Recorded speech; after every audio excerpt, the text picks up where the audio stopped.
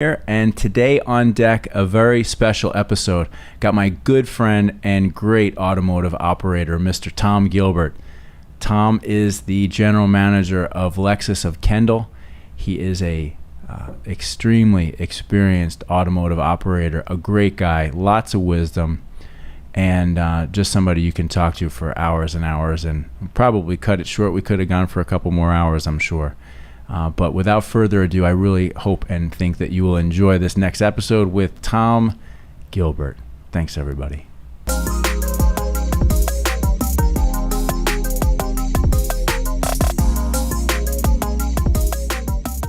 Hi, Tom. Hi, how you doing, Chris? I'm doing good. For those watching, we had a technical difficulty, so we were off to like this hysterical start, and then we had to stop, and now it's like. That's how it is when you do things live. That's right. You never know what's going to happen. That's right. Tom Gilbert, it is great to see you. Thank you for coming in. Well, thank you for the invitation, Chris. You're welcome, buddy. You are on deck. Well, it's always nice to be on deck. That means you're in the game still. Yes. I knew if there was anybody that would relate to that title, it might be you. Well, you have to follow baseball to understand that a little bit. And as you and I like to talk baseball over the years, it's part of my life. Yeah. It'll always stay that way. That's good. Well, we'll definitely get there. Tom, for those that don't know who you are, Tom Gilbert, you are the general manager of Lexus of Kendall, and you've been there for, I want to say, about 2 years now, correct? Just shy of 2 years, yes. Congratulations, man. It's been a fun 2 years. It's been very nice. I would imagine, because you're a Florida guy originally. I am, yes. And you've done the retail automotive general manager and platform director thing, which means you've had to move your family a number of times for different opportunities. Yes, sir. We first met about as far from here on the East Coast. Just go to the Canadian border and stop. Yeah, in beautiful Plattsburgh, New York. Absolutely, and it was beautiful, no doubt about it. Up there in the Adirondack Mountains. Yeah. It was a beautiful time. It's funny. I loved those visits, right? Because we would have meetings in Glens Falls, Queensbury, yes. right? Queensbury. Yeah. Headquarters. And then we would also meet up in Plattsburgh. And for those that don't know, the drive from Queensbury to Plattsburgh, there's kind of like two ways you can go. You can go up the thruway, right? Right, 87, yep. Right, which incredibly beautiful highway drive, like up through the mountains, no cell phone reception at the time. You don't want to break down. Right? And so, or you could go kind of up along Lake George, right? I never knew you did that drive. Oh, Tom, I'm serious. Okay. It was one of the things that I looked most forward, aside from seeing you. Oh, yeah. I'm sure it was the highlight of your day having to fly to Plattsburgh, New York. Well, I never flew to Plattsburgh, but I always flew to Albany and then would drive up and go from Queensbury up to Plattsburgh. And there was something about that drive for me that was just like, it was a 2 to 3 hour window where there was really no interruption, and all you saw was just beautiful scenery going by. It was really, when you think about that was about almost 10 years ago. Yes. And at that time, what was so amazing is that you're starting out, you're relatively new. Yes. And the fact that you came to us is why you got the job. It wasn't a matter of ad agencies. There's plenty of them out there. Right. It was the fact that you were willing to get on a plane every month and come up. Your team, not just you. You bring George, bring Ron, bring Lori, everyone. They'd all come up and sit with us and find out what we needed for our business.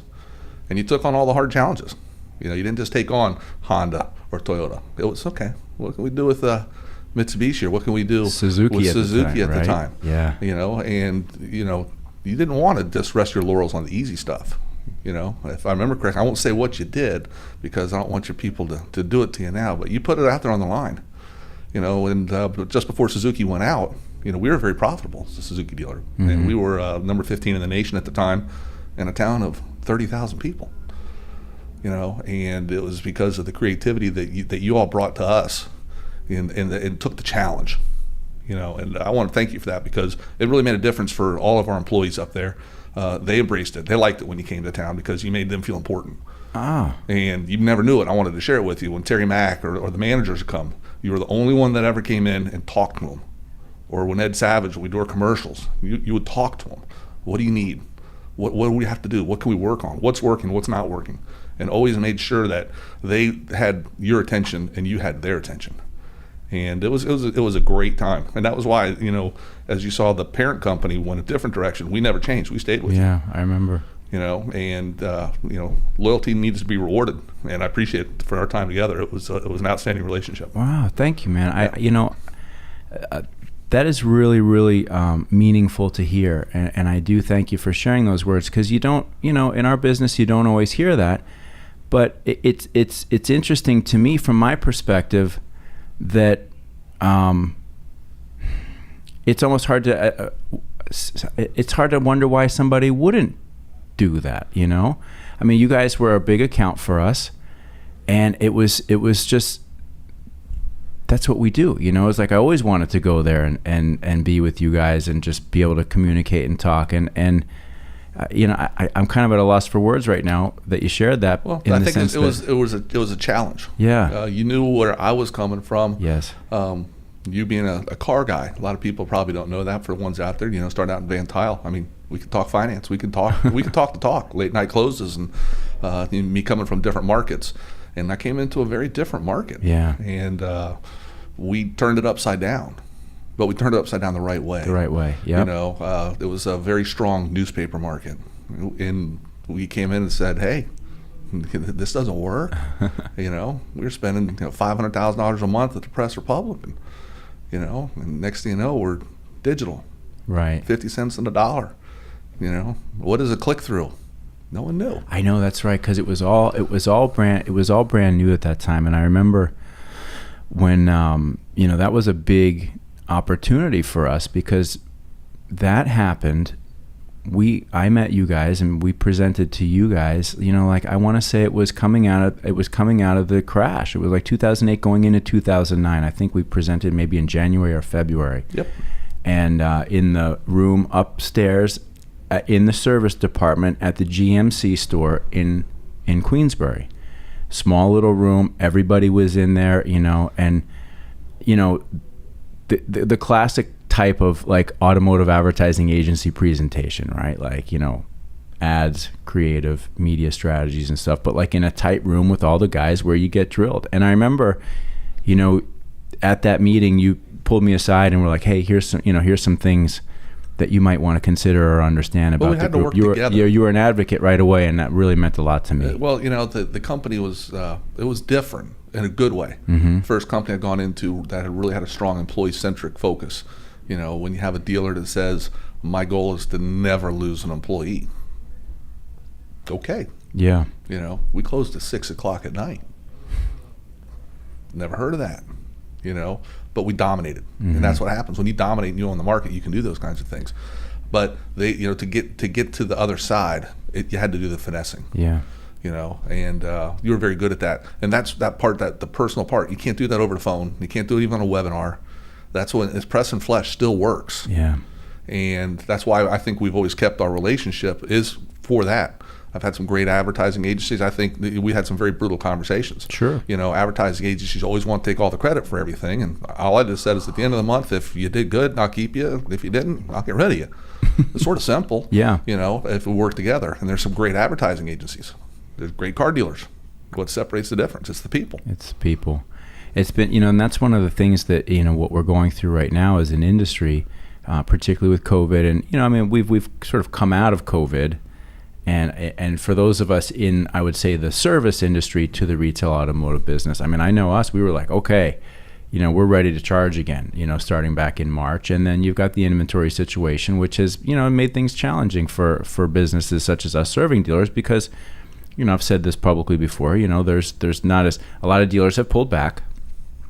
I think there's a time to start ramping up, and I do think that time is now. But nevertheless, there hasn't been, what the point that I'm trying to make is there haven't been and has not been as many of the go visit the dealership type of situations. And I miss that. Like I'm ready to go. I got a closet full of suits and jackets and pants, and it's all, I'm ready to go when the time needs to be, but that time is not right at this moment. Well, I think that, you're falling into the same trap of why a dealer wouldn't advertise.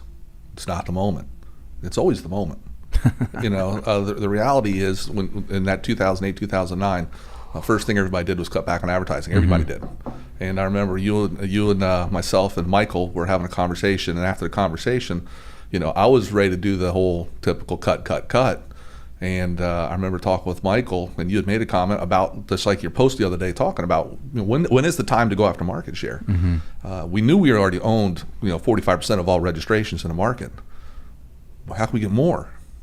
So we you called, I think, and found out. Lori called. Someone found out that everybody started cutting all their advertising. Right. And they all called out, and you all negotiated a deal, whether it was with Star 92 or whoever it was. We went in, got 50 cents on the dollar, pretty much on everything. And we increased our advertising, so we had more of a presence. You couldn't go anywhere without knowing we were in business. But what that set the tone for is that we were in business. Right. And everyone thought the sky was falling and the world was coming to an end, but not at Della. It wasn't going to happen. So you knew if you're going to go buy a car, you want to go buy a car with a place that was going to be in business. And we went after the service work, and we went after trying to how can we get Canadian customers to come in for service, and we started looking for all those other opportunities when we were out of cars because we were actually selling them. Cash for clunkers, we wiped us out.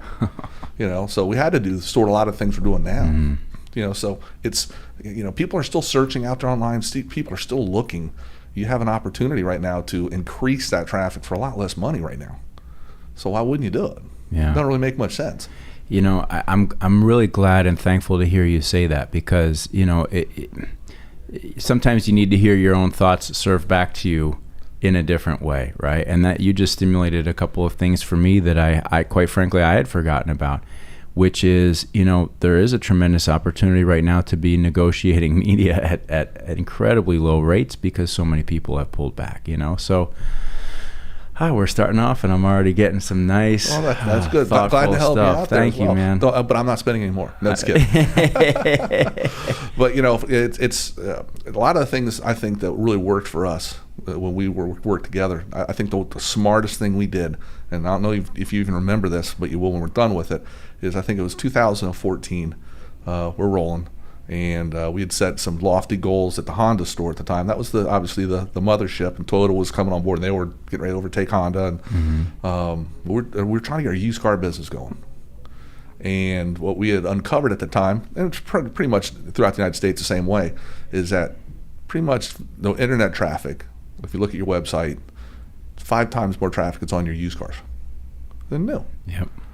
And we came up with that campaign where we literally for an entire year only advertised used cars for our Honda store. We didn't spend any money for used cars for Honda. We had a shared used car inventory for the platform because we knew that I had the most traffic on my Honda site for used cars. So I ended up having a record used car year at Mitsubishi and Toyota and a record new car year at Honda. So what it turned out to is we got more eyeballs to the page. How many Talking about used. But how many of them saw the 129 lease payment? How many saw the 129, the 199 CRV? And so Honda ends up having a record new car year. I have an okay used car year, even though I spent 100% of my budget on used cars, but it drove traffic for the other 2 stores. If that doesn't just really show you that you can get the skin in the cat multiple ways. So right now with these dealers, I'm applying the same concept now, same things. Hey, I'm focused on used because obviously I have used, but I also have new. Right. And it's working the exact same way. My leads are coming in on new cars, but I'm advertising used. Right.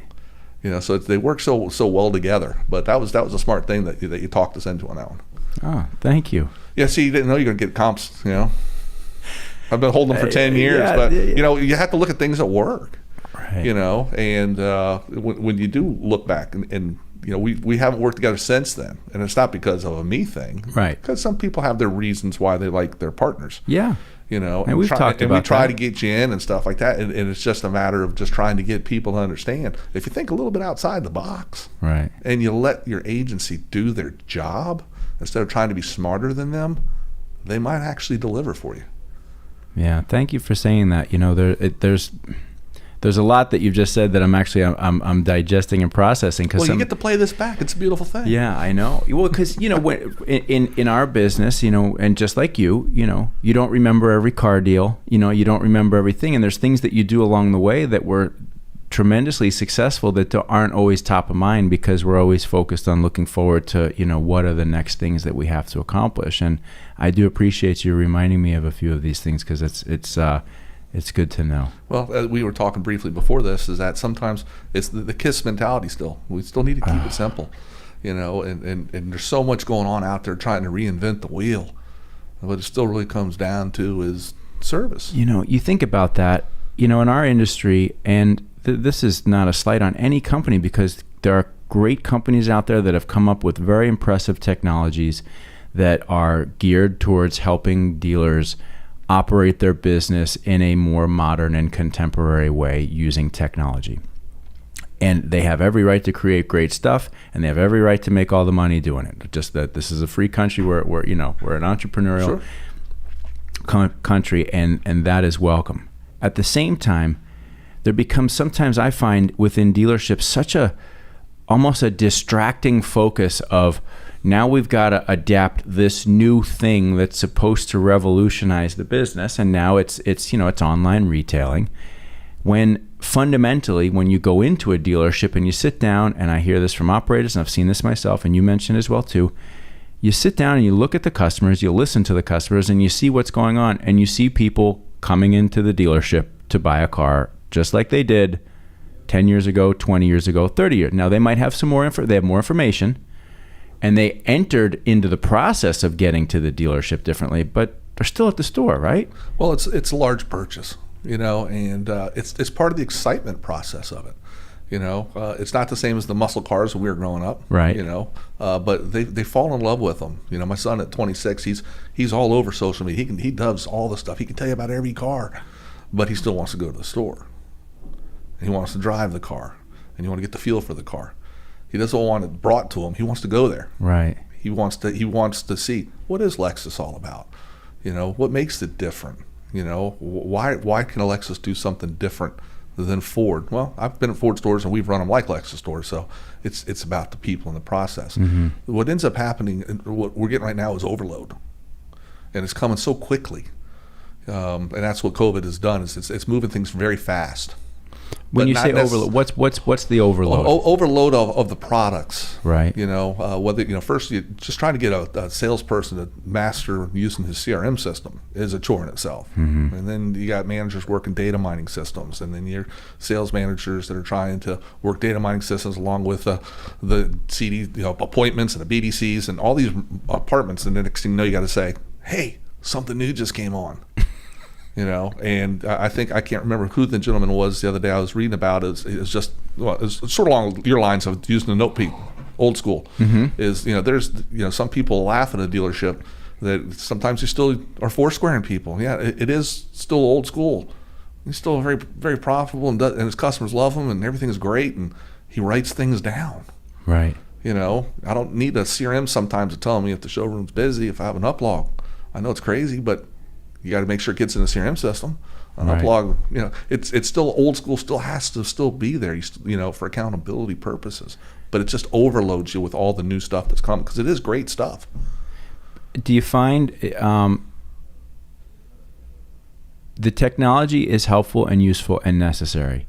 At times, does it get in the way of just that human interaction that needs to happen on the showroom floor to sell cars? Oh, I definitely think so. Yeah. I think you need to use the technology to get to that human interaction. Right. Let the customer guide you. They'll let you know. Mm-hmm. Like we shared earlier, I found most of my digital deliveries, offsite deliveries that customers are doing right now, most of them haven't been because they wanted to do it.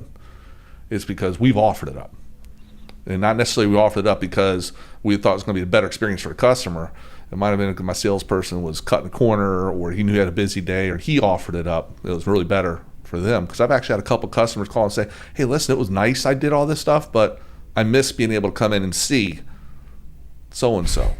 And in South Florida, I had to get used to that again, and people like to interact still down here. They like to go outside. They like to go to the grocery store to see their grocer. They like to go to get their hair cut. They like to go, because that's their day. A lot of retirees, they want to have something to do, and we took that from them. So that was in a Google review that I called on that really got my attention, just to say, okay, I'm okay with it. If they want to do it, we can do it. But we don't have to be the ones force it in their face. That's interesting. So I'm curious, at Lexus of Kendall, your primary demographic is what? I mean, I could guess, but if you were to say right now, I'm running. It's younger than I was expected. I was expecting I was going to be 57, 58, strong retiree, but with the IS and everything, my average age is running about 44 to 45 years old right now. Okay. And with the new NX coming out, they got some youthful product. And I think that's what's really exciting about it, having that natural springboard coming out of Toyota. So I'm very blessed. Obviously, we have 2 monster Toyota stores, and we share the same campus, so we're side by side. So it's a natural progression. People start out. They may start out on the Yaris, Corolla. They start the family. They start growing up. They have a little bit of success. They walk next door. And it just really works. With that, and the CPO business is really what keeps us on the young side of things. Mm-hmm. We have such a strong CPO, product out there with unlimited warranty for 2 years after it, that it just drives so much traffic that keeps our age down. And that surprised me. Yeah. I was expecting to be selling a whole bunch of LSs and stuff, and no. Well, and just, for those that don't know, when you talk about a couple of monster Toyotas, we're talking about Kendall Toyota and West Kendall Toyota. I mean, Kendall Toyota, historically has been number 1, 2, or 3 in the nation almost every month, every year, forever, right? Well, they're up there all the time. Right. And, for me, coming back to South Florida, right. I had a great job. I was up in Virginia, as a platform director, 10 stores with 23 brands. I had a great job, really did. And, I pretty much swore off Florida, unless I was going to retire, and I wasn't ready to retire. Right. And when the ad came out there for Lexus of Kendall, there was one brand that I've always coveted. I ran a BMW store for 7 years, loved it. But the one I've always coveted was always Lexus, because when I started in the car business was the first year Lexus started in the car business. And I started here at Pompano Acura, when it was Pompano Acura before I went to Terry Ford. Mm-hmm. And Lexus was open. And they were doing things that no one did at the time. They had just come out with unfortunately, their first real recall on the LS at the time. And how they handled their customers was unparalleled to what was going on in the industry at the time. There was no J.D. Powers. That stuff didn't really exist back there in 1989 and 90s when it was getting going. And their customer satisfaction was literally customer satisfaction. It wasn't a score. It was a philosophy. Right. And I liked that, and I paid attention to it. And there was an article in the paper at the time about how a gentleman in Alaska had a car and he had a recall on it. And Lexus, the local dealer, was closest one, was out of state, or not a long way. They flew in. Lexus flies in, technician with the parts. Guy goes there, fixes at the guy's house, takes it to get it washed, fills Mm-hmm. it up with gas, brings it back to him, takes it home. And that's always resonated with me to this day. And you don't get Lexus jobs. There's only, 250 franchises. Right. And I saw the ad, and I told my wife, I said, honey, I have to apply. Don't get mad at me. I have to apply. Right. And she goes, don't worry, you're not going to get the job. Go ahead and apply. I was like, okay. Go team. Yeah, well, you figure, I put the time in. Right. And it took a year. To work with Chris Roberts, the president, and we talked for a year. And I was out of state, mm-hmm. A little nervous, stuff like that, and and I had to sell it. That's what I wanted. And when you believe in something and you really believe in a product and you believe in the company that goes along with it, because my whole life all I heard was Kendall. Right. It was always Kendall. So I knew the company. Sure. Chris has been there 30 years. He built the company with Mr. Bean, and now Lori Bean, my dealer principal, running the show. It's it was what I wanted. Family. I like family dealers, and as you know, mm-hmm. Delabella's family. Mm-hmm. The dealer I worked in Virginia, family. I like to stay with family dealers because you can press flesh and you can look them in the eyes, and you feel good. Yeah.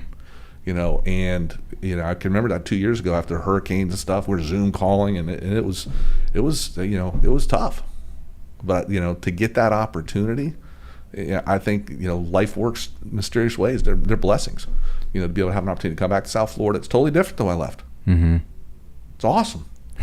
You have to understand, when in the 90s, South Florida wasn't the greatest thing. You had Scarface was our big movie we grew up with. Right. To raise a kid wasn't where you wanted to be. Now it's so diverse, and the culture is so strong, and the generations are so in love with Florida.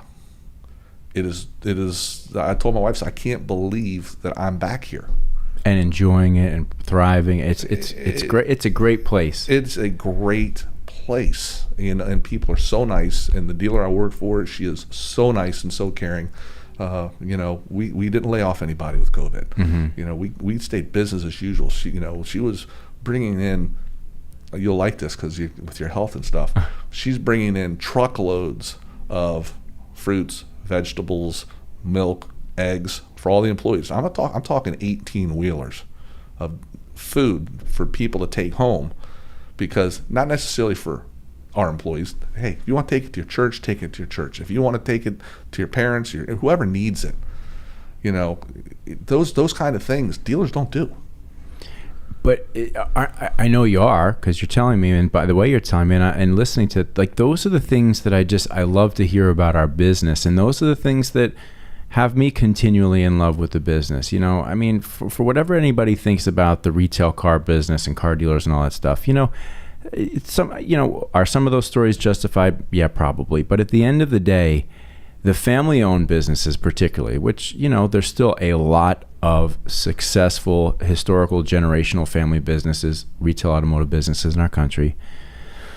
They're freaking great. You're talking about local businesses that are prosperous, that employ lots of people, that support the community, that give back, that do a lot of things, that provide a lot of opportunity for young, middle-aged, and older people who want to do something with a career. I mean, the amount of opportunity that exists for people within a car dealership is probably second to none in terms of any other business, because there's not a lot of businesses that somebody who has a high school education and maybe that's it, that person, man or woman, can enter a dealership and can rise, through their own efforts and their own discipline and hustle and all that stuff. They can make it to the top. That happens, right? Well, I can tell you it happens because it happened for me. Yeah. I got, I went to college, but I didn't go to college for college. I went to college. I majored in eligibility. I played baseball. College was not my thing, so I figured out how to just get it through. Right. So I could play ball. And I got out of it as quick as I could.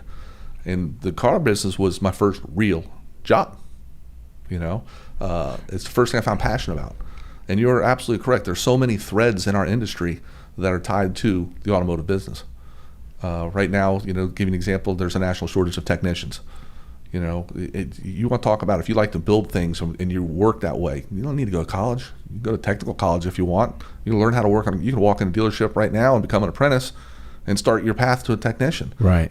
For us, one of the things is the most exciting thing we have going on is we just opened up our first class with Miami-Dade College, which is an accredited college course for technician.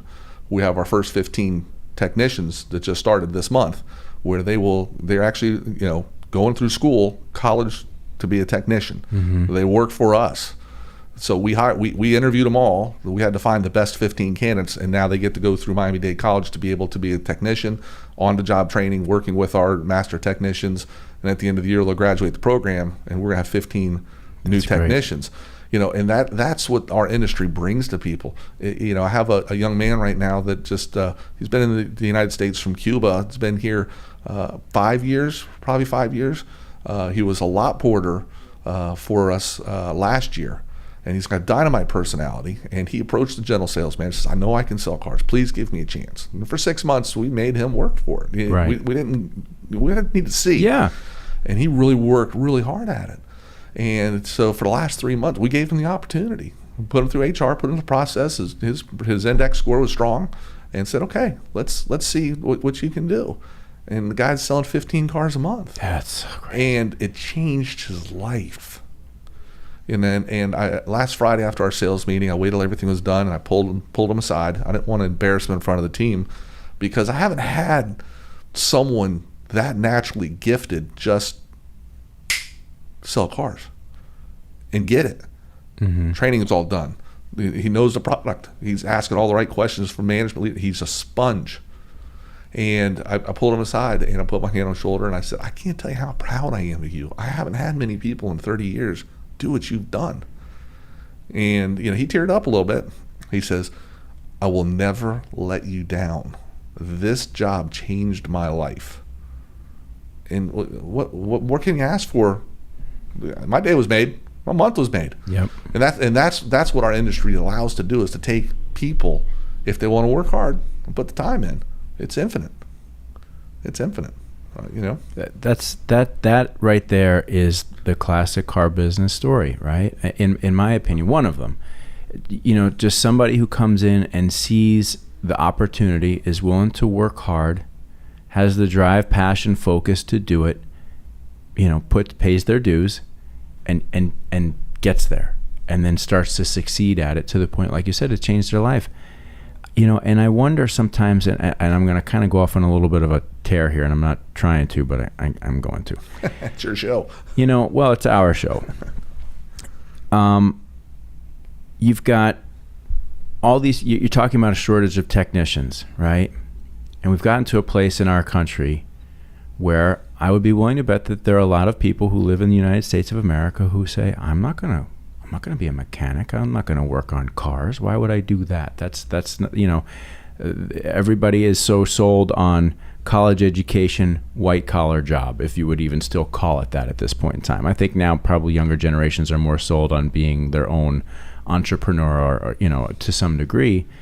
But you've got a huge shortage of people who are needed to fill jobs that make really good money, right? Sure. I mean, you can support yourself, ultimately build a family, and have a very good life being a mid to high level technician at a car dealership, right? Oh, absolutely. 100%. Yeah, I have top technicians that are in the $38, $40 an hour, but they're working. They beat the clock, as we would say in the car business. For every hour of work, they're turning an hour and a half. Yes. So they're in the $100,000 club at our store, and they don't have $200,000 worth of college debt. Exactly.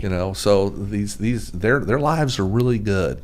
Then they work really hard. Sure. And they train. They do a lot to get their ASEs and everything that's out there. And that's why we have, for our company, we have a very structured process for them. So we know, hey, you start out here as an apprentice.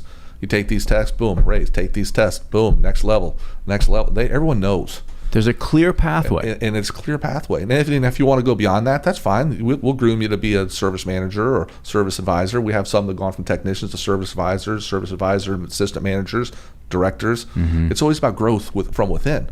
It's just making that first step to come in, and opening that door and saying, hey, come in, give us a chance. Mm-hmm. And I think that, you have to be very open to understanding what the obstacles are of getting through the stigmatisms.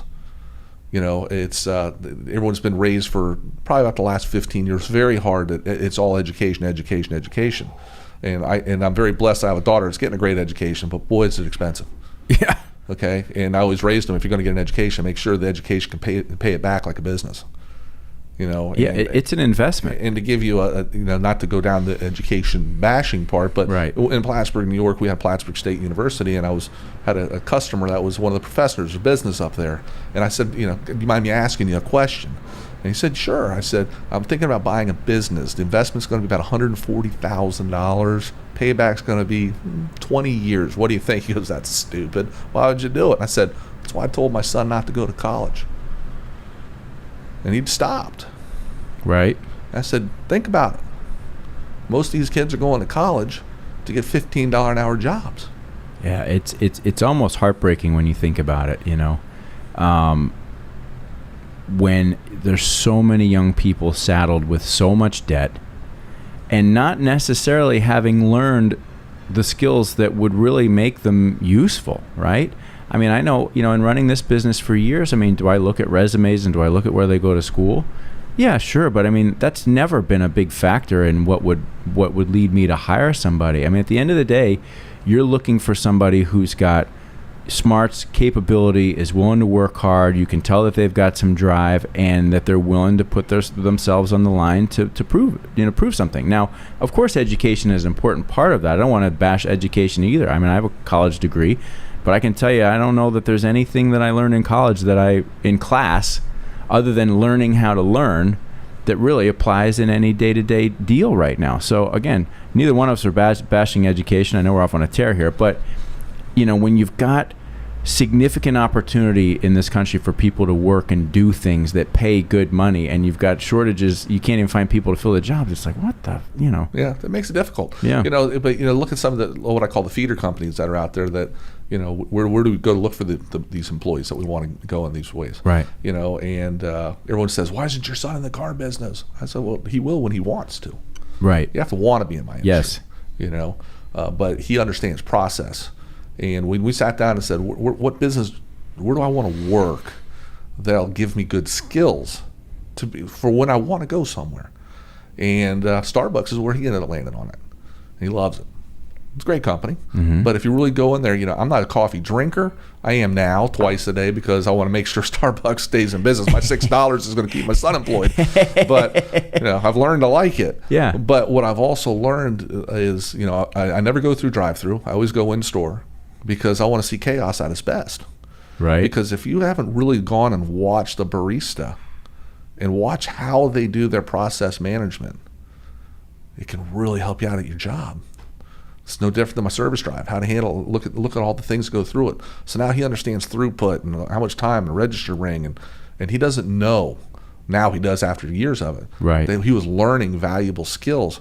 They don't teach that. I'm not saying in college. That's real world. Yeah, you've got to get your hands dirty to do stuff. Even like from that. when his very first job was Domino's Pizza, was measuring time to the door, time. Learning. He's finally figured out it's all numbers now. Doesn't matter. It's all numbers. Our whole life is all numbers. That's it. Isn't it amazing? There's so many great lessons to be learned in any number of jobs around the country that I think a lot of people, unfortunately, they overlook it. They say, oh, this is just, a job that this is not my end destination. Well, it's not always about being at your end destination. It's part of the journey. Right? Part of the journey, so. And we started out at the very beginning. You said, I've moved around a little bit. It's been part of my journey. Yeah. Things you want to try to accomplish. I'm definitely a strong, write it down, what's the career path going to be? Where do you see yourself in 5 years? So you get a little bit longer in your career, and it's like, where do you see yourself in hopefully 10 years? But, well, you have to have those things.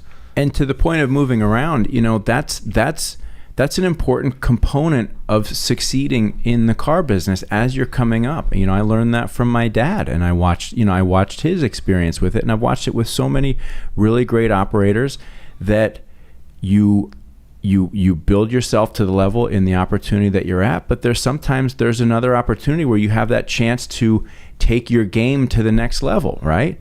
And that doesn't always exist in the same town that you're in right now. And sometimes that means picking up your family and moving on, which is I think one of the more difficult aspects of the retail car business is that there does tend to be some relocation that can be tough on families.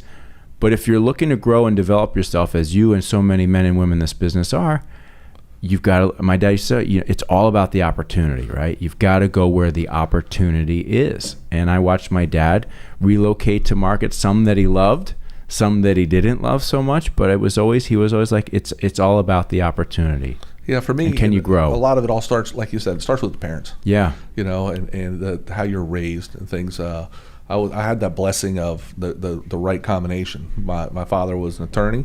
My mom was raised by tobacco farmers. So we had literally, if it was the Green Acres kind of thing, you had going on. But they met at Duke, So my mom grows up dirt poor, literally. No electricity, no running water. The real deal. Right. Self-made stuff gets put through college by poor people when you can afford to do that. Mm-hmm. And then Dad obviously raised by a very successful long lineage of attorneys. Okay. I was very grateful he didn't want to push his family to be attorneys. And for me, it's knowing what my grandfather had to do to be able to take care of his family, putting 3 kids through college, not knowing if his crop was going to get wiped out from whatever, locust to hailstorms, from year to year, and then sometimes having to leave home to go to work to put up power lines or do the electrical grid and leave home to take care of the family. And what hit the most for me with my father, being he was in the Navy at the time, is we were very fortunate. We didn't have to be Navy brats and move all over, mm-hmm. but I got to meet a lot of his friends and their families, and they were always moving. And when I started making these decisions to make moves, I sat down with my kids and I explained to them. I said, our military, they make great sacrifices for us. So we have these opportunities to be able to make these kind of decisions, and they're always moving. And we're going to be no different.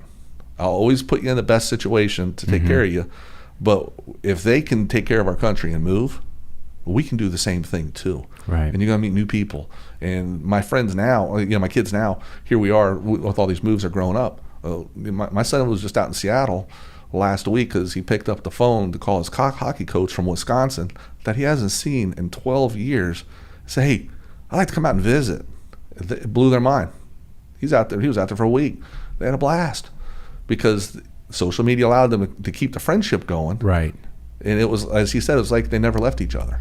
But also that moving around and relocating, because my dad was, he was an Army brat, if you will, and I know that helped him tremendously because when you're, particularly as a young kid, regularly in new environments where you have to start over, reintroduce yourself, make new friends, make new acquaintances and all that stuff, that puts, either you're going to do it or you're not. But if you do, like it sounds like your son did as well too, the art and act of meeting people wherever you go and staying in touch with them and being just more direct and saying, hey, I want to come across and see you, that becomes ingrained. My dad was the very same way, in terms of just always feeling like I don't care who it is or where they are, what they're doing, I'm going to reach out and just talk to them. Well, I think also like with all those moves is, for me, what helped them to engage was always sports. Yeah. The quicker the kids got involved in sports, quicker they had friends, moving is not an issue. But I think it gave them so much more life skills. They can, if I brought my son in here or my daughter in here with you, you'd have a conversation with them and you'd be like, you definitely can't be his kid. You guys are way too smart, but they're very well-rounded and grounded. And they're very, I'd say worldly as well. Son's been to China, spent a couple of years there with his girlfriend at the time. And, I didn't have the courage to do that when I was 18 years old. Those are we were just talking about that yesterday here. We were just sitting around, a few of us, talking about the importance of travel, and particularly if you have the opportunity to travel around the world, and what that really does for you as a human being in terms of going to other cultures, seeing other cultures, experiencing different people, and realizing that there's so much to the world, so much more to the world than ourselves or this country, and there's so much to be learned from just sitting down with anybody, and having these types of, conversations. And that's why I love this faith. That's why I wanted to do this, is just to be able to sit down and have face-to-face conversations. Well, I think that's what a lot of people got away from. And that's that part we go all the way back to, a few minutes ago we talked about still going and visiting that dealer. Mm-hmm. It's because it's those conversations are really what really build that long-term relationship for long-term profitability, no matter what the business is. Yep. It's why something like a Starbucks is so successful, or a McDonald's, or the good, well-run companies. It comes down to the people and the interaction. How many times you go into I know you don't go to a McDonald's, but if you went to a McDonald's, they have these big kiosks over there. Hang on a second. I'm going to put my hand up because one night 2 weeks ago, we have band practice here now. You'll get a kick out of that. And I was hungry, and I left here late. And you're right, I never do it, but I did. I went to I hit the drive-through at McDonald's on Hallandale Beach Boulevard at like 1 a.m, which was... Well, it's the only thing open. You didn't have a choice, so... But I enjoyed every minute of it. There's an appropriate time for that. But, if you would have gone indoors, they got the big giant kiosks there now, so everybody can do their own orders and stuff. And people still don't use those either. They'd rather just walk up and go, yeah, I'll have a number 4. I don't want to have to sit there and go, who wants to do that? I don't want to do the work. Right? I want a burger and I want to get out of here. And I want to wait 3 minutes. It's the longest 3 minutes of my life, wait for those fries. Because the fries are awesome. You got to have the fries. But if you got to wait more than 3 minutes, oh my God. But that's why they're processes. That's why I try to look at every single place I go to. Now, my wife doesn't fall for that too well. She gets pissed, But for me, I look at every bad situation of how can you make it a better situation? Yes. And I know right now that a lot of restaurants, you talked about the local businesses right now. I try not to eat at a chain restaurant right now. I try to do my best to be offbeat because those are the ones that got hit really the hardest last year. I've increased my tipping because I know they're hurt. I know people are hurt. I want to be able to look someone in the face and go, hey, here's an extra $10. Good job. Thank you. Later. Right. And build that relationship. When I go into my Starbucks, I call it my Starbucks. They see me twice a day. I don't have to do mobile order. Not doing it. I walk in, you hear them. I get more high toms and everything. My drink's already made before I get to the register, And if God forbid, I go next door to the Chipotle, because by the time I come out of Chipotle, someone's standing outside in front of the Starbucks with my drink saying, "Hey, you don't have to come in." Really? And I said, I didn't want a coffee. Don't worry about it. I'm like, okay. But that's what interaction does for you. Exactly. It's like getting face to face with people, going, interacting, be with them, talk to them, say hello, look them in the eyes, and do it repetitively.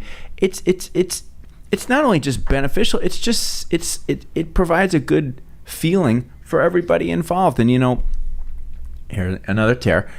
We've been on social media staring at our damn phones, right? Which you have to if you're in business. I mean, listen, you have to. You're a regular communicator on social media, and I admire and I appreciate that. And I'm doing the same. You have to if you're in business. But at the same time, that can't stand in the way of human interaction, right? Of being able to communicate face-to-face, one-on-one, spend time together. Because at the end of the day, whether you achieve great success, not great success, you have all the shit, you don't have all the shit, it's the time that we spend together. And we've talked about this on the show a lot of times. It's the time, and this is people all around the world of all races and cultures and creeds I've found that I've talked to feel the same way.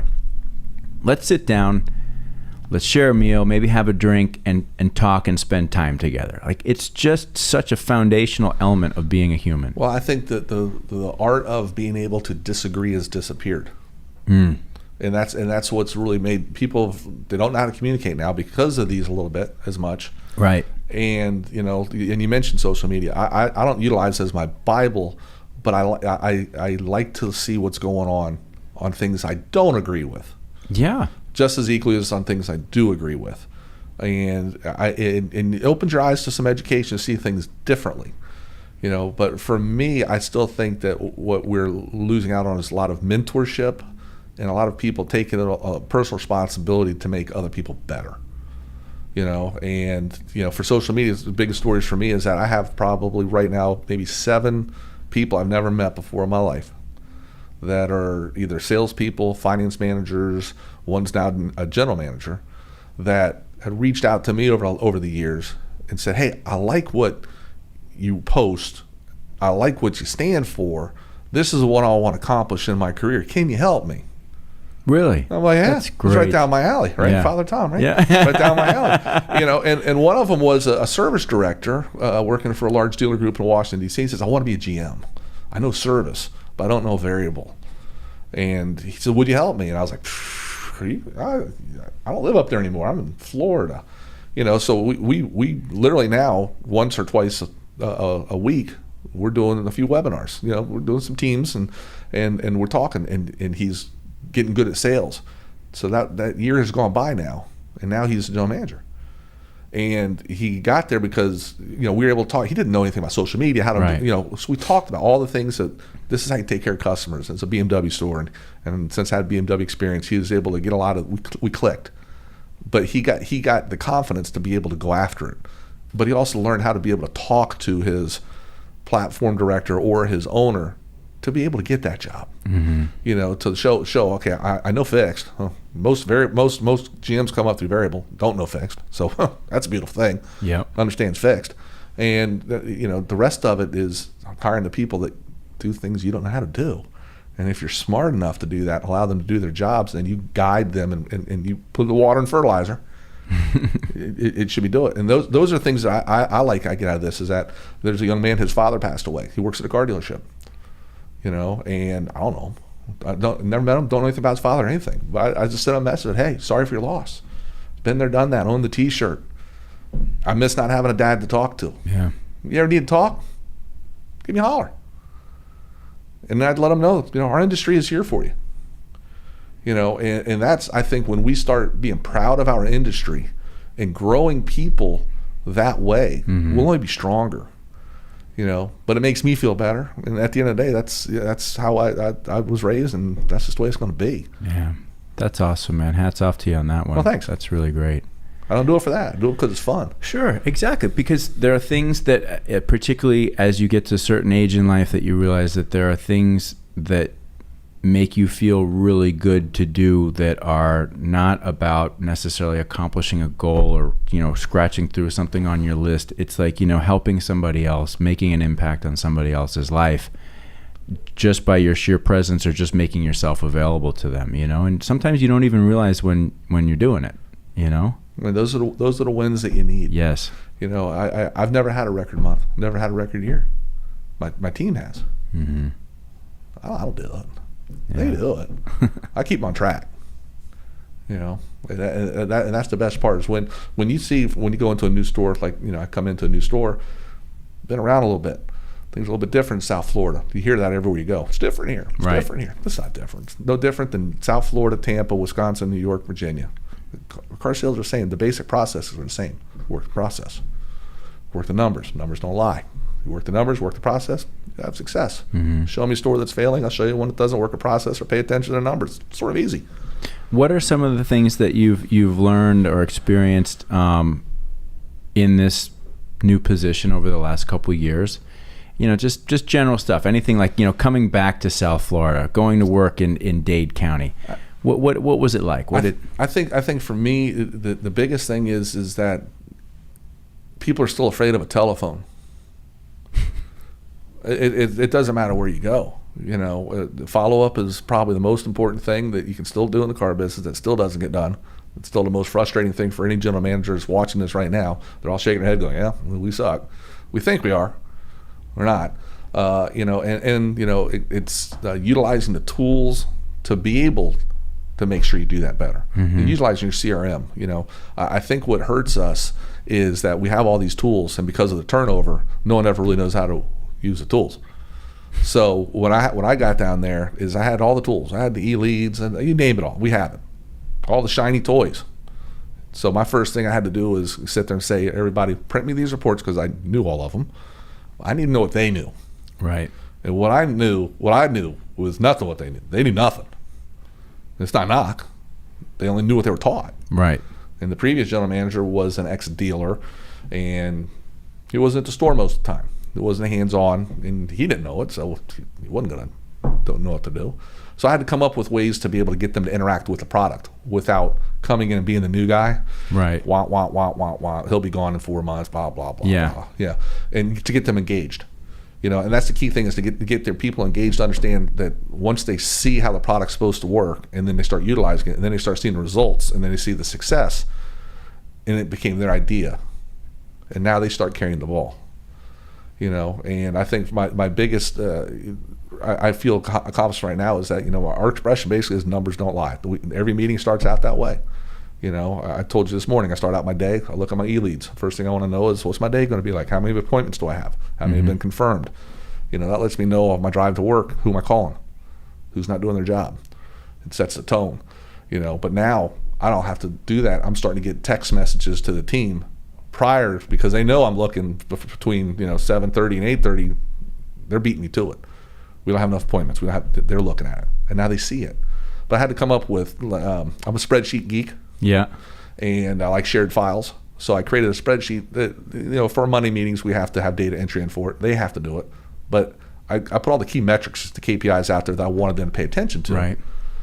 They have to enter it in there now. So when I did that, 2 years ago, they didn't know how to find it. Now they know it like it's the back of their hand. So they didn't know that they were being taught, because if I told them to do it, they would have just fought me the whole way. Now they see it. Mm-hmm. And that's that part where I talk about the overload, because it's taken me so long. It's taken me basically 2 years to get everybody fully on board, and it's humming. It's not even a problem. They just know. If I'm having an off month, they know exactly where to look. They go straight to either the service drive, appointments, phone calls, emails, and you're going to find a number that sticks out. Closing ratios off, appointments off, and they fix it. And once they fix it, they can get going again. And it's been tough with COVID, when you have 2 managers go out at a time, and then they've done a great job. Right. But they pick up for each other. And so now it's, that part they say is a store is best run when the owner's not there. So I don't get nervous when I'm not there now. Mm-hmm. I used to, like, what's going on? And I don't worry about it. Now it's I got to do that with service department. So sales is all set. A great service director, got to do the same thing there. Hours per RO, how much time, wait time for loaner cars, and cycle time, and manage the numbers.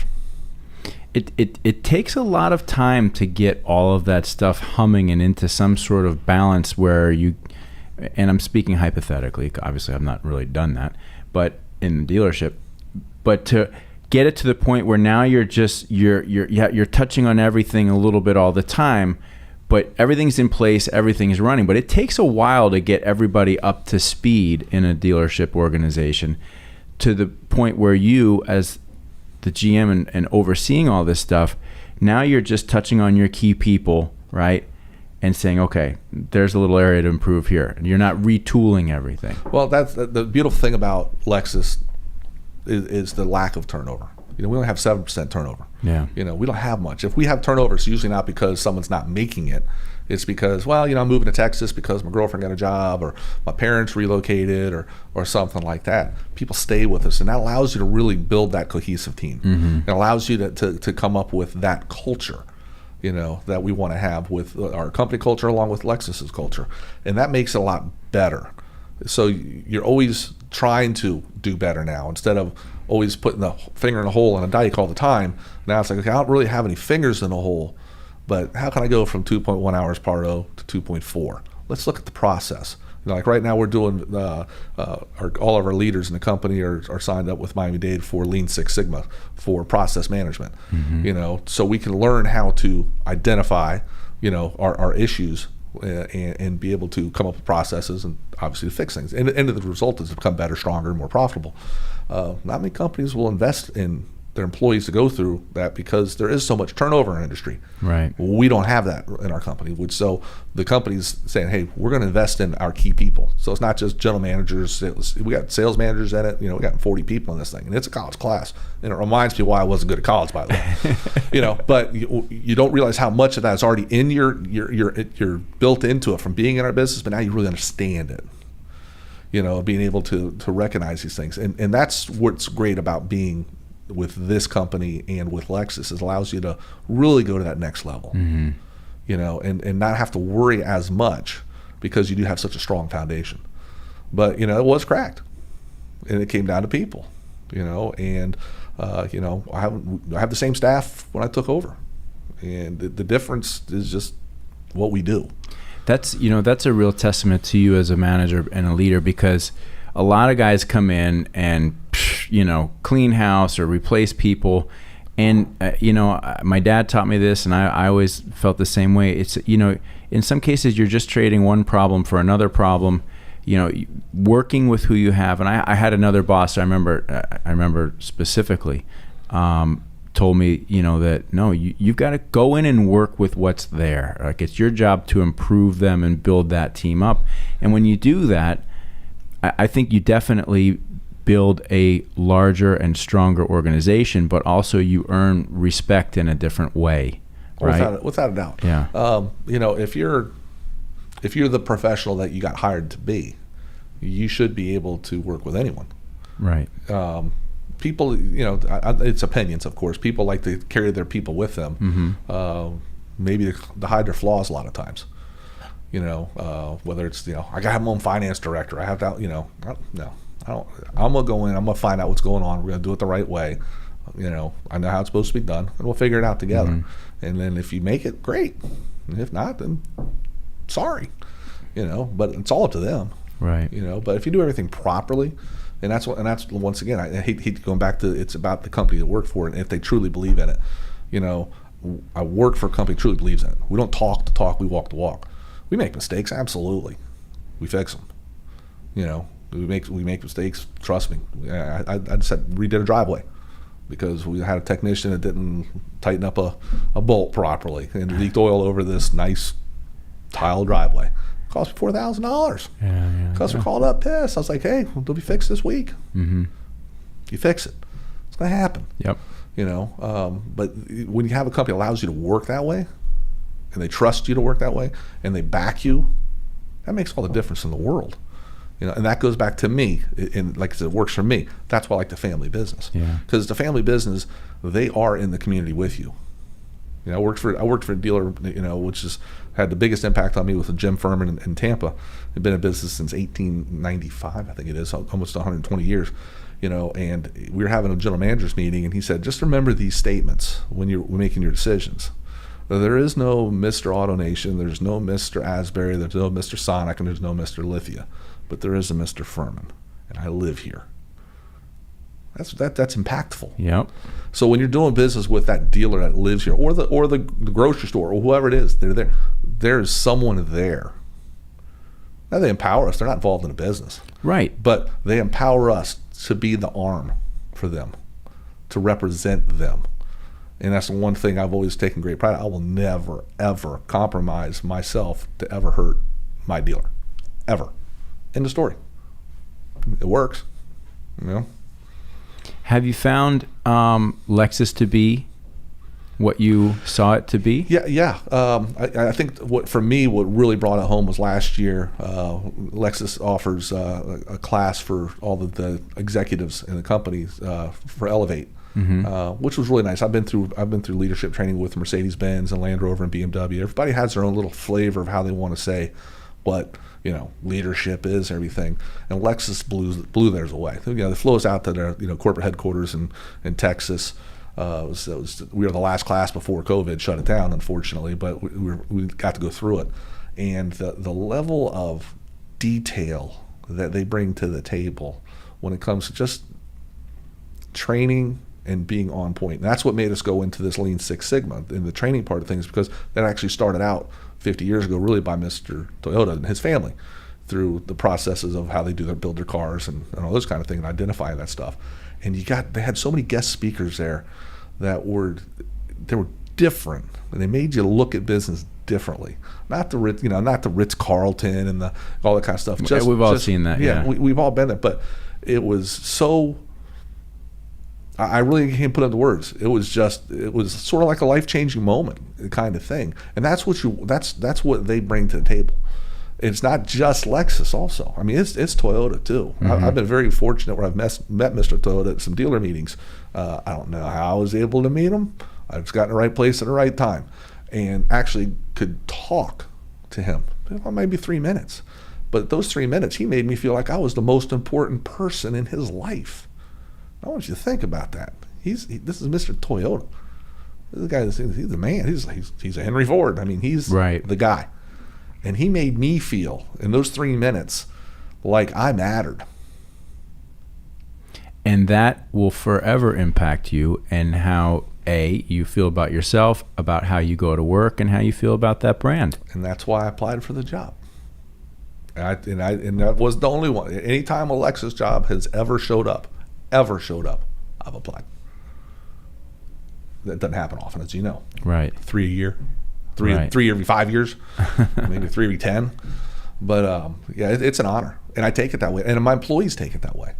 And they do the training. It's the dojo training that they do for Lexus, which is great. It's called dojo because everything is built on basically the philosophy of black belt, yellow belt, green belt. Right. Okay. It's got that flavor to it. It's designed by Mr. Toyota. So he's actually in. He's got commercials. He's in it. And that creates that feeling of what they want you to feel like every guest is coming into your house. We all talk about it. We've talked about it for 30 years in this business. They do it. Mm-hmm. And they expect the dealers to do it. But the dealers want to do it. And it's awesome. It is. Like I said, I'm going to do everything I can to make sure I never have another job. Ever. Amen to that, right? I've said it before, but I really mean it this time.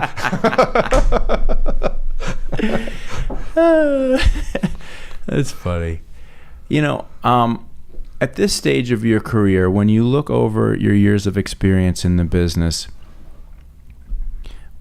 2 questions. What's the big takeaway from your experience working in the retail automotive business? That's one. And 2 is, what has changed the most? And you answer in whatever. I don't mean to drill you here. Here's a list of 10 questions, but the car business for me, automotive. Let's forget about car. We'll call it automotive business. For me, has made you love people and hate people. That's been the yin and the yang. That's been the hardest part, or the easiest part, depending on what your level at the dealership is on that. You can have some days in this business where you just can't believe how poorly a guest will treat an employee at times. And then, just, wow, did that really just happen? And then you have to sit back and go, okay, why did that happen? Right.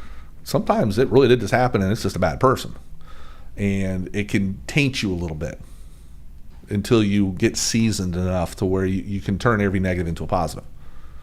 And that's been the hardest part for me to do. It's not for me, but to get the people to understand they're going to have those days. As far as change goes, digital is without a doubt. Mm-hmm. Without a doubt. I think I love it because it's measurable. And we talked about it, like I said, we go back 10 years. Think about 10 years we're talking about this. Right. How fast has it changed in 10 years?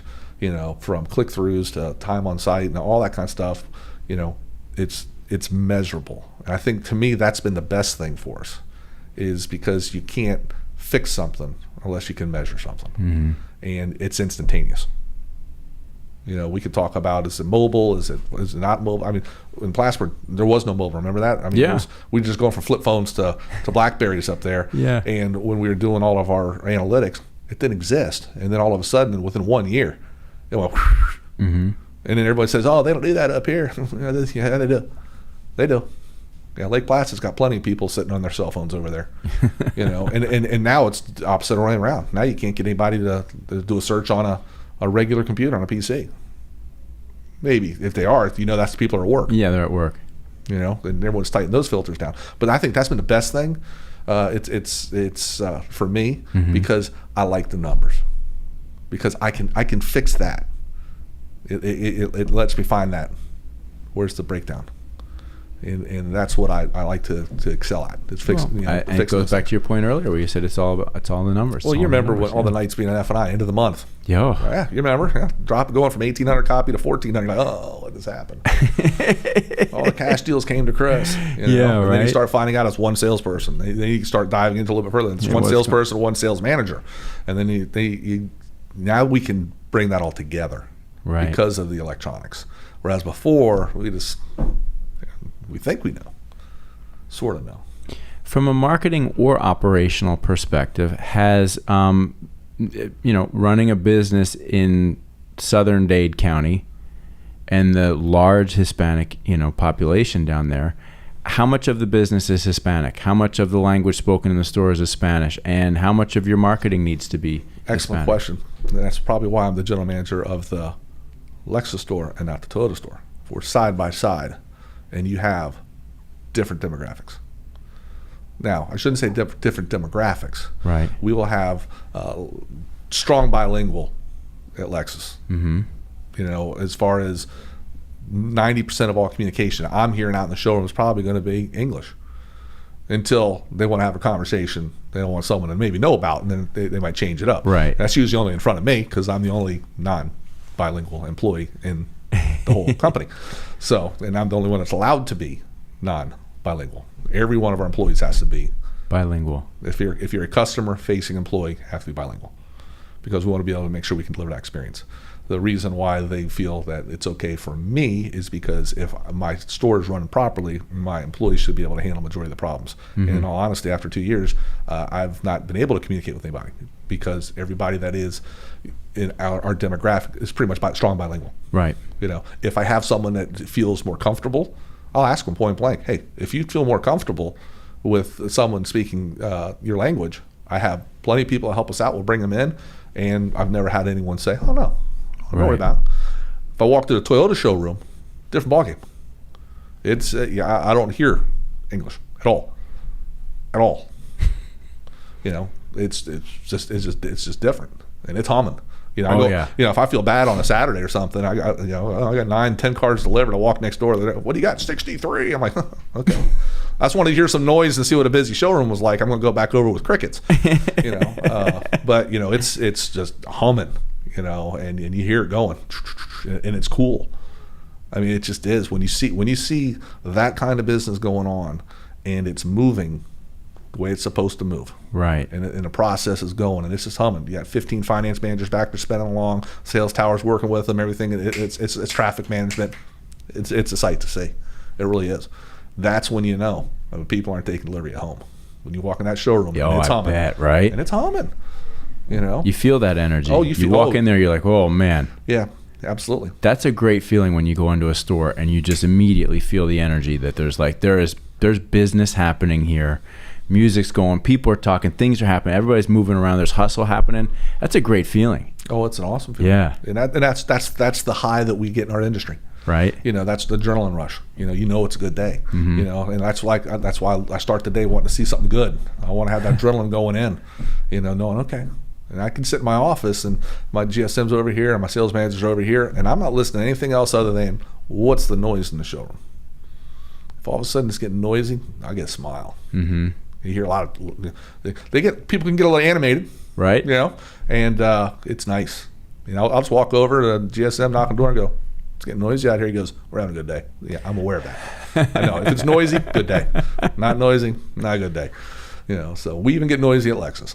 Yeah, that's awesome. Yeah, you know, it's interesting, and no surprise because a lot of this conversation has revolved around, you know, the personal interaction, whether it's in the car business or anything in life. But even when you're talking about how do you judge and how do you know when your business is firing, right? You hear it, and you hear it in the sound of people interacting and communicating and making business happen face to face. Well, it's no different. I walk the service shop every hour. So two reasons. One, I don't want to get any bigger than I already am, so it allows me to get off my butt. But my service department is a ways from a store. I have a detached showroom, and then the original dealership houses the service department. So it's a good walk for me, and I always walk it. You know, but the reason I like to walk it is one, see the techs. No one ever gives them the proper love they need, and if we have a shortage, I want them to know I love them. Right. But I like to hear the noise. If I don't hear any drill. If there's no noise, something's going on. Right. So sometimes you just want to get a little recharge. We got 109 service bays. We share the same service department. So I got 100 techs out there, buddy. It's ringing. You know, and that Toyota store's got 350 appointments a day. I got my 150 coming in, and the techs are just rolling. You know, it's a good day. But you go in there on a day like maybe it's raining too hard just before a hurricane's coming, and everyone canceled appointments. You walk through there and you're like going, it's a bowling alley, not good. Right. Yeah, not good.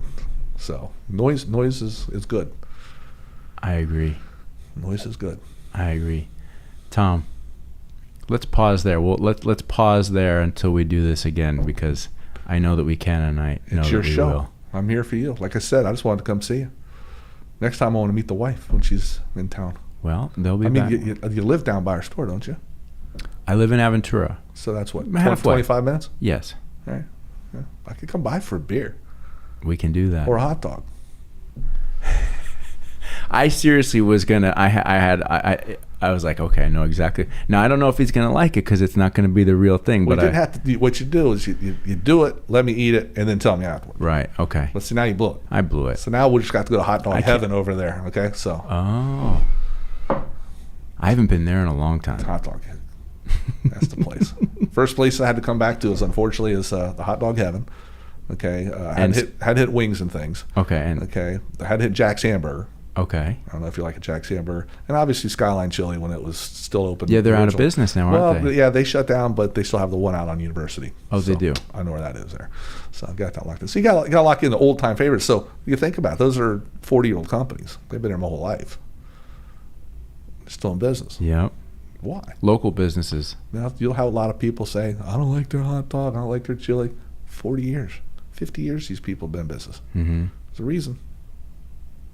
There's a reason. Food's good. Food's good. Good interaction. Good interaction.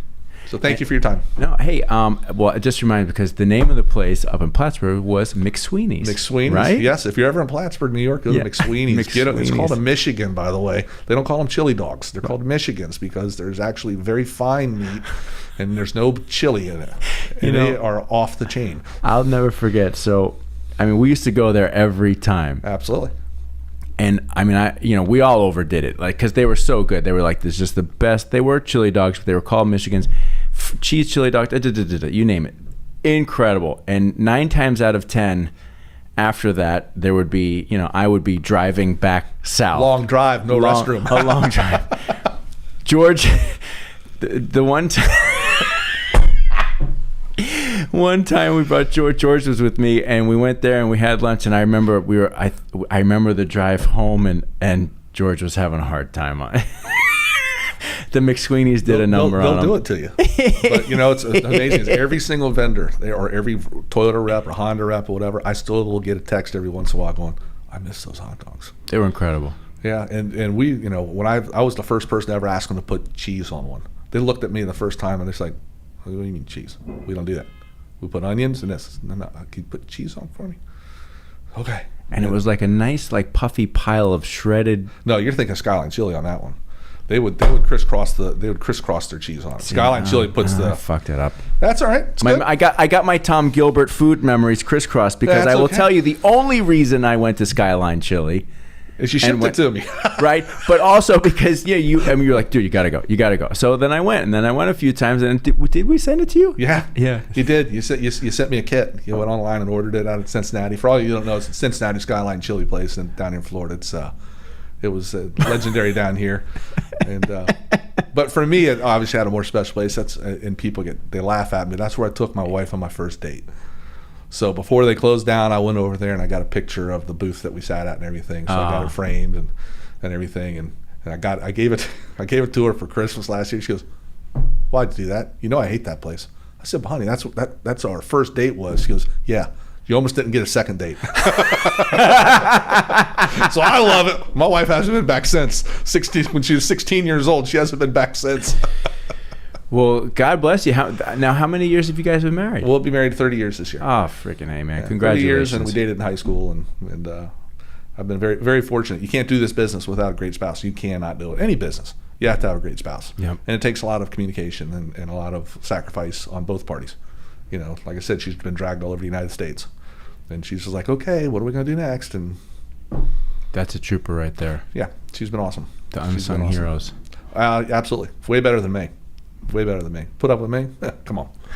I had to learn I had to be nice as my wife as I am to my employees. That's the truth. You don't realize that, because you're managing, 150, 160 people, mm-hmm. And you're always on all the time. And then when you get home, you think it's okay to unleash the BS on the wife. Can't do it. So for all of you out there, can't do it. Can't do it. Nope. So we'll end it on that. That's an even better spot. So thank you. Cheers, Tom. Be good. Great to see you. Thank you. Let's do it again. You got it. All right, man. Bye. Bye.